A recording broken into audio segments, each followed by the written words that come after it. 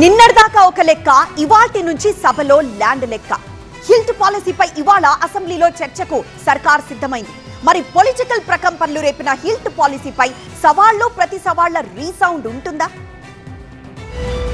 జలజగడంతో Telangana assembly దద్దరిల్లింది. ఇక ఇవాళ Hyderabad industrial lands transformation HILT policy సభలో తెరపైకి రానుంది. నిన్నటిదాకా కృష్ణా జలాలకు సంబంధించి అధికార విపక్షాల సవాళ్లు ప్రతి సవాళ్లతో సభ మార్మోగింది.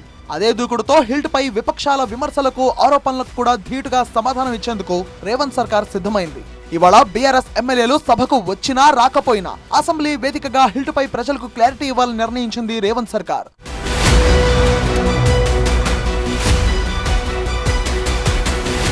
అయితే హిల్ట్ పాలసీపై పొలిటికల్ లడాయి ఏ రేంజ్ లో జరిగింది? ఇది 5 లక్షల కోట్ల భూకుంభకోణమని విపక్షాలు ఆరోపించాయి. హిల్ట్ పాలసీని తిరస్కరించాలని పారిశ్రామికవేత్తలకు సూచించారు కేటీఆర్. ఈ హెచ్ఐఎల్టీపీ అనే అపసవ్య నిర్ణయం, ప్రజల సొమ్ము దోచే నిర్ణయం, దీన్ని ఖచ్చితంగా నిర్ద్వందంగా మీరు కూడా తిరస్కరించండి. మీరు కనుక ఇప్పుడు ఈ భూమాయలో పడి వీటిని కొనుగోలు చేస్తే దీన్ని ఖచ్చితంగా సమీక్షించి రద్దు చేసి అవసరమైతే చట్టం తెస్తాం. రేవంత్ రెడ్డి భూకుంభకోణంలో మీరు భాగస్వాములు అవుతే మీరు కూడా నష్టపోతారు. దయచేసి మీరు పెట్టిన డబ్బులు కూడా నష్టపోతారు. ఇటు పరిశ్రమ పోతుంది, అటు భూమి కూడా పోతుంది.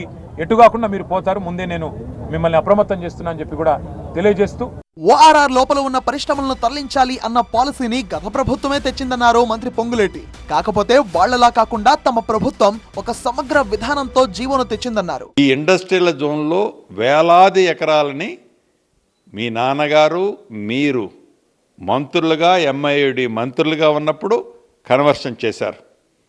ఈ ప్రభుత్వం కేసు బై కేసు కాకుండా ఏవైతే ఇండస్ట్రీస్, ఏవైతే పారిశ్రామిక ఓడలు డిస్కషన్ చేసి విస్తృత డిస్కషన్ జరిగిన తర్వాత దాన్ని జీవో రూపంలో ఇచ్చి ఆచరించే దిశలో దాని మీద కూడా బురద చల్లుతున్నారు అంటే మీరు ఎంత విషపూరితమైన ఆలోచనలతో ఉన్నారో చాలా స్పష్టంగా కనిపిస్తుంది. నగరంలో ఉన్న కాలుష్యకారక కంపెనీలను శివారులో తరలించి వాటి స్థానాల్లో మల్టీ జోనల్ అభివృద్ధి చేయాలి అన్నదే హిల్ట్ ఉద్దేశం.